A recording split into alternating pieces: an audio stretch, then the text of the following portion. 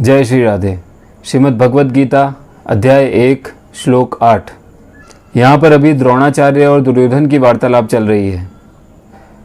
8वें श्लोक में दुर्योधन कहता है, मेरी सेना में स्वयं आप भीष्म, कर्ण, कृपाचार्य, अश्वत्थामा, विकर्ण तथा सोमदत्त का पुत्र भूरिश्रवा आदि हैं, जो युद्ध में सदैव विजयी रहे हैं।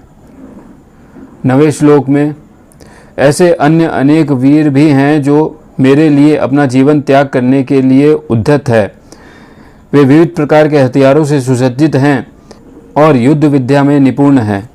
यहाँ पे दुर्योधन अपने मन को ये बात समझाने की कोशिश कर रहा है कि मेरे पास इतने योद्धा हैं जो सदैव हर युद्ध में विजय रहे हैं, क्योंकि इस समय उसकी आत्मा उसके साथ नहीं है, उसका मन उसके साथ है। हम जब भी कुछ गलत कर रहे होते हैं तो हमारी आत्मा उस चीज़ में हमारा साथ नहीं देती है, इसलिए हम कोई ना कोई बहाना लगा करके अपने मन को समझा लेते हैं कि यह सही है। 10वें श्लोक में दुर्योधन कहता है, हमारी शक्ति अपरिमेय है और हम पितामह द्वारा भलीभांति संरक्षित है, जबकि पांडवों की शक्ति भीम द्वारा भलीभांति संरक्षित होकर भी सीमित है। अब यहाँ पर जो दुर्योधन है वो भीम से ईर्ष्या करता है, क्योंकि उसको पता था कि उसके मरने का कारण वही है। इसलिए वो यहाँ दो सेनापति की तुलना न करके खुद की और भीम की तुलना कर रहा है। अब भीष्म पितामह की तारीफ कर देने के बाद उसे ये डर है कि बाकी जो योद्धा हैं उसके साथ वो कहीं बुरा ना मान जाए। उसको कवर करने के लिए वो 11वें श्लोक में कहता है,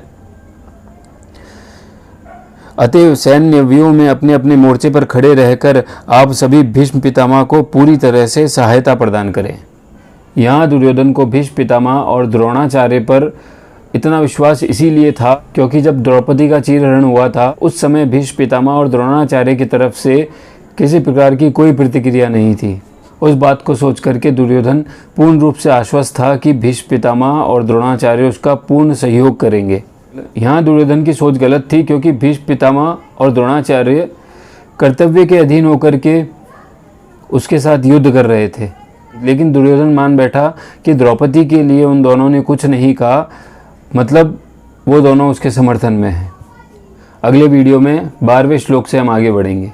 जय श्री राधे।